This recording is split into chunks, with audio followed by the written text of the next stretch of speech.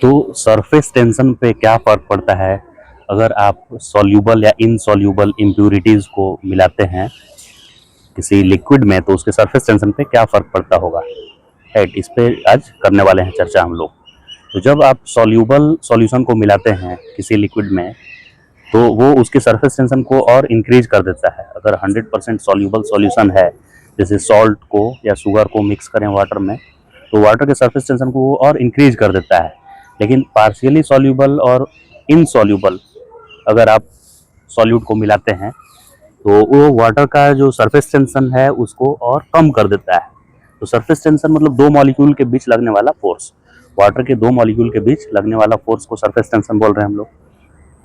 तो जब partially soluble या इनसॉल्यूबल किसी इम्प्यूरिटी को आप मिक्स कर रहे हैं लिक्विड में, तो सरफेस टेंशन को घटाने से क्या होता है, एग्जाम्पल के तौर पे अगर हम समझें, तो जैसे वाटर में डिटर्जेंट मिक्स करते हैं हम लोग, तो डिटर्जेंट वाटर के सरफेस टेंशन को कम कर देता है, यानी उसके दो मॉलिक्यूल के बीच लगने वाले फोर्स को वो डिक्रीज कर देता है। इससे होता ये है कि वो डस्ट क्लोथ में जो गंदगी है उसके साथ वाटर इजीली बॉन्ड बना पाता है, और वाटर वाटर के बीच आपस का उसका कोहेसिव फोर्स वीक हो जाता है, और वो डस्ट के साथ इजीली बॉन्ड बना लेता है और गंदगी को इजीली निकाल लेता है।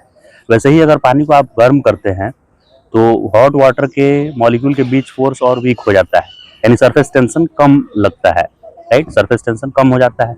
तो टेम्परेचर बढ़ाने पे भी सरफेस टेंशन कम हो रहा है, इसीलिए गर्म पानी में भी और अच्छे से कपड़ा साफ हो जाता है, क्योंकि पानी पानी के मॉलिक्यूल वाटर के मॉलिक्यूल के बीच का फोर्स कम होकर और वो जो डस्ट पार्टिकल है उसके साथ ज़्यादा अटैच हो जाता है और उसको बाहर लेकर आ जाता है। इस तरह से आप बोल सकते हैं कि जो इम्प्यूरिटी है वो अगर सॉल्यूबल है, तो वाटर का सरफेस टेंशन इंक्रीज कर रहा है, और पार्शियली सॉल्यूबल या इनसॉल्यूबल है तो वो सरफेस टेंशन डिक्रीज कर रहा है। साथ में टेम्परेचर बढ़ाने पे सरफेस टेंशन डिक्रीज हो रहा है। राइट।